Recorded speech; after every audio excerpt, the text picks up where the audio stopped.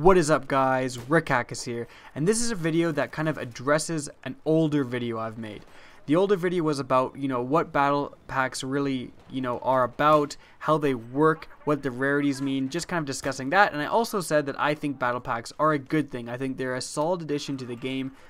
Unfortunately, a lot of people did not see it my way. Well, actually, that's not even unfortunate. A lot of people brought up some extremely legitimate concerns about battle packs. And in fairness to them, if battle packs are done wrong, it will be a huge downside to Battlefield 4. So, in this video, I'm going to address the main concerns of the people negative towards battle packs, and then my responses, because there just simply wasn't enough room to respond via comment to each people. So let's get right into it. The main concern, and by the way, I really hope someone from DICE is listening, and please continue to leave comments after you watch the video. Please, emphasis on the after. But because even if we can't affect whether battle packs will be in the game or not, we can at least maybe affect how often they're given out and their contents and stuff like that.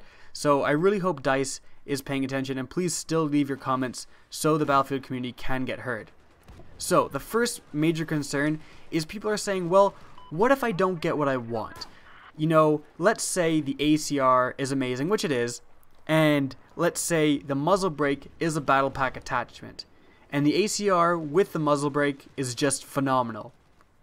It's going to be pretty crappy if you keep unlocking battle packs and you just never get the bloody muzzle brake for the ACR, and you're going to be pissed off and it's going to suck. And that is a little bit true. Certainly it was kind of the case in Mass Effect, and in case you don't know, Mass Effect, the Spectre Pack unlock system is the exact same thing, literally almost copied verbatim that are battle packs in Battlefield 4. So I'm going to be referencing Mass Effect a lot.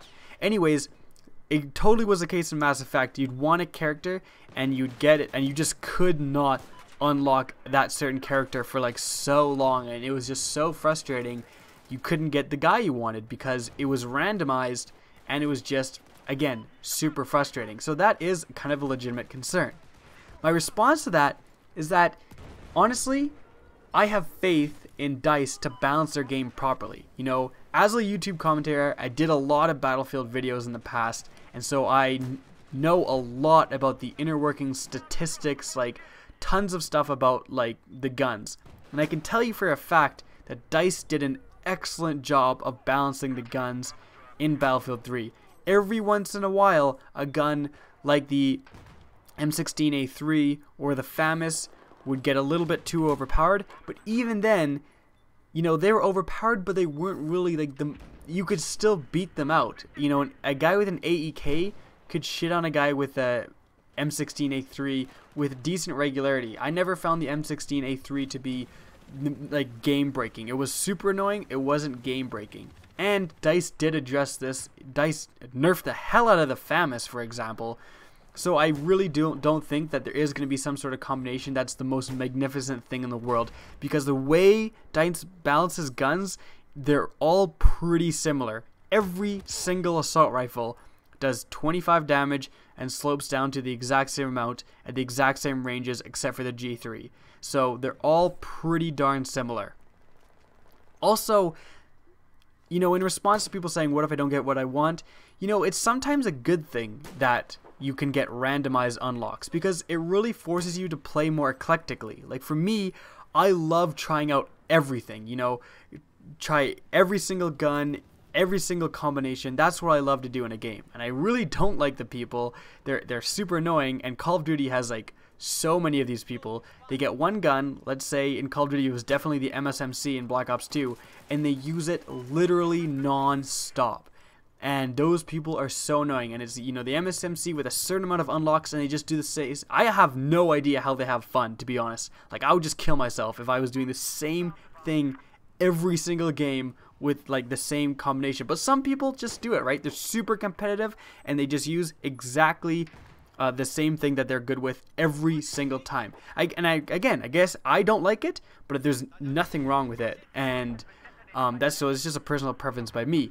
But being able to unlock things randomly can kind of force you to play out of your element and have a lot of fun. In Mass Effect, it was certainly the case.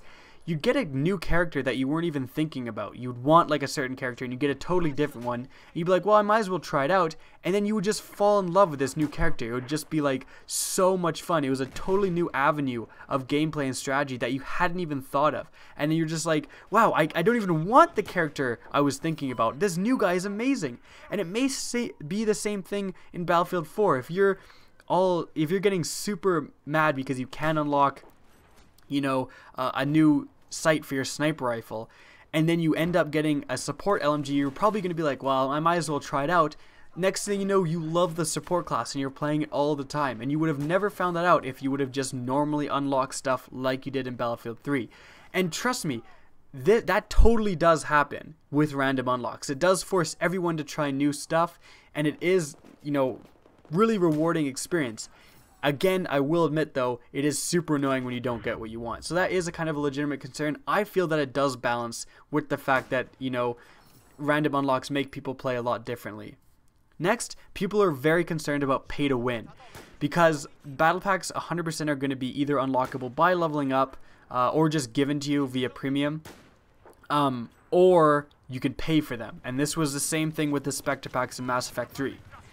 And to that I say, it's not really pay to win. It's pay to be slightly less shitty.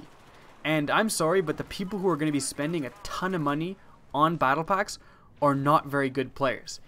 It was certainly the case in Mass Effect 3. I was a very good player in Mass Effect 3, could totally play the highest difficulty. I never, ever, ever had a problem unlocking Spectre packs. Never once was like low on credits which are used by Spectre packs. And I feel like I hope it's going to be the same way in Battlefield 4, where if you're a talented player, if you're good at Battlefield 4, you're going to be just banging back the unlocks. You're going to be having more battle packs than you know what to do with. Because remember, DICE does the levels for the average player. And so the average player should be unlocking battle packs with enough frequency that they're like, okay, this is not bad. Any good player will find that they're unlocking battle packs like it's no tomorrow. They just have battle packs on battle packs on battle packs. Oh shit. But yeah, it should be no problem to unlock battle packs. Now, the problem is, if they do make it too hard to unlock battle packs, it is going to suck. And I totally side with the community there. They have definitely got to. I did hear that the beta leveling up is like a little bit longer because there's only 10 levels. In the actual game, you're gonna level up like way more, like basically from 0 to 1 and 1 to 2 in essentially like one game. So I do hope that's the case in the actual game, Battlefield 4. I don't want them to keep it like they did in the beta because it's a little bit ridiculous. So yeah, if you can unlock battle packs as easily as you could unlock Spectre packs in Mass Effect 3, there's going to be no problem. Trust me, guys, you're going to be getting so many battle packs you won't even know what to do with them. But, and a huge but, if it's too hard to unlock battle packs, I totally side with the naysayers on this point. It's just going to make the game not fun. And so DICE, definitely be aware of that. Make it easy for the good players to get battle packs. Next, one more thing for the pay to win thing. Remember that Battlefield 3 had the option that you could buy those crazy unlock kits and you'd unlock everything for a kit at once. And everyone was a little bit concerned about it when it first came out. Oh, pay to win, pay to win. That concern disappeared so quickly, you guys. Like, I heard so much bitching before they were released. As soon as they were released, bitching stopped. Because people realized if you purchase every unlock for the jet, it just means that you're crashing into a tree with stealth, whereas before you would just crash into a tree. You know, buying all the unlocks for the jet doesn't make you a good jet pilot. Buying all the unlocks for the support doesn't make you a good support character. It gives you a slight advantage, but in reality, again, the guns are balanced so well, and the beginning guns are always phenomenal, that it's really no problem if someone is fighting you with the very last unlocked gun, because your, second unlocked gun is still going to be totally viable and you're going to be able to kill them. Again, buying tons of battle packs does not increase your skill. It gives you a slight advantage in terms of the attachments, but really, let's be honest, if a guy has just bought a battle pack and now has an 8x scope on his intervention, he's not going to become phase optic cross with it all of a sudden. He's still going to be crappy 8 times or 6 times scope. And it's the same with most of the guns. Next, people are really concerned about, they don't think that there will be free DLC. A lot of people just say like, I'm making stuff up and there's not going to be free DLC because of premium still existing. And again, Battlefield itself, DICE has communicated this very bad. What the hell is actually going on with premium and battle packs? They just kind of like thrown these, things at us and we don't know what to make of them. But here's where I think people are getting things wrong. Firstly, premium is still in existence. I'm still buying premium. It's going to be the exact same thing as last time, where there's going to be, I think, 5, including China Rising, DLC packages that come out with guaranteed new maps. I think a lot of them will have new weapons, new vehicles, stuff, and new game types and stuff like that. That's still going to be the case. So we have to wait and see whether the battle pack, the DLC, let's say China Rising comes out and it has 10 new guns, just like the first couple of DLCs for Battlefield 3 does. And we're going to have to wait and see whether they still have assignments or they've just put everything into battle packs and they say, go for it. You can now unlock stuff through battle packs. I really hope they still have assignments, but also they should have the option to get them through battle packs. Like, it should be either or, in my opinion. And I really would like that method because, you know what? Assignments are just as goddamn annoying as battle packs, you guys. I did not want to waste 2 games running around with the repair tool, a torch, trying to get a kill. I definitely didn't need to get a kill with an EOD bot. That was super annoying.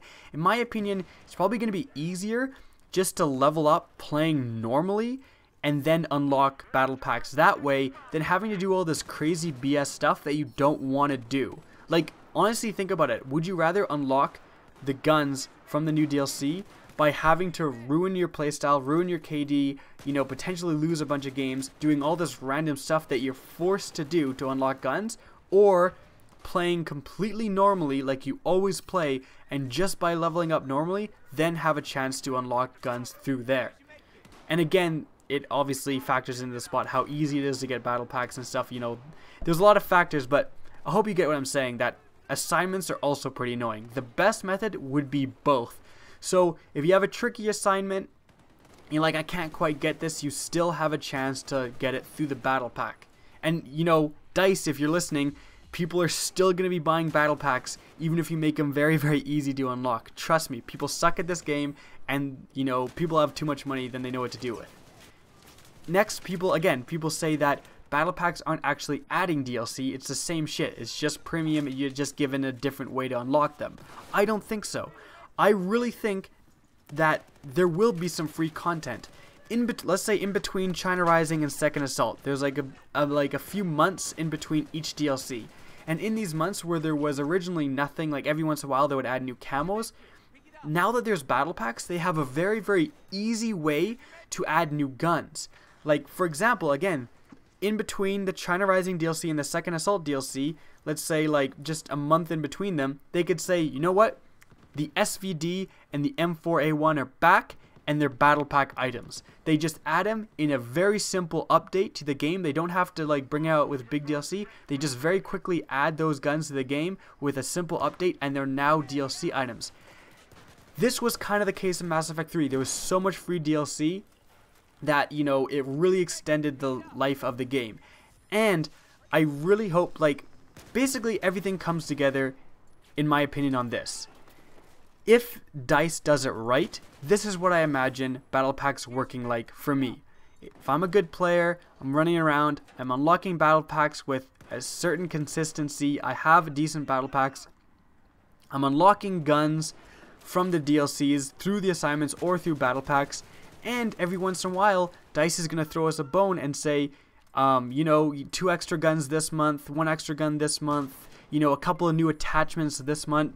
And then, when all is said and done, when the very final DLC is over and we're still playing Battlefield 4, we're going to end up with more content. Like, I'm going to have more guns than I would without battle packs because of the extra guns thrown in between DLCs. And I really do think they're going to do this because it makes the most sense from DICE's end. DICE isn't going to make that much money off battle packs unless they do throw some exclusive battle pack stuff in, like, hey, 2 new guns in the middle of the month, like, go for it, it's in the battle pack. And again, if you're a good player, you're going to have enough battle packs that you're going to be getting this content essentially for free. You won't have a problem with it. That was definitely the case in Mass Effect 3. So that is my ideal scenario. Obviously, DICE could do this so wrong, and I really hope you guys that they don't. We just have to have faith in DICE. Remember, people are getting super mad. I paid $60 for the game, but Battlefield 4 is super fun. I'm having a ton of fun on the beta, and there's like 2 guns for each type of thing you can unlock, and barely any attachments, and I'm having more fun with that than I did with Black Ops 2 in its entirety. So I really am not too upset with this whole Battle Pack thing, because I know Battlefield 4 is going to be a fantastic game, and I know I'm going to have totally enough guns and attachments that I won't even know what to do with myself. However, again, I totally realize your guys' concerns, and it is going to be a freaking annoying thing if they do Battle Packs wrong. We just have to have faith in DICE, and if they do it wrong, voice your opinions, because maybe they will change it. So, I hope you guys enjoyed this video. Remember to rate, comment, and subscribe. As always, have a good day.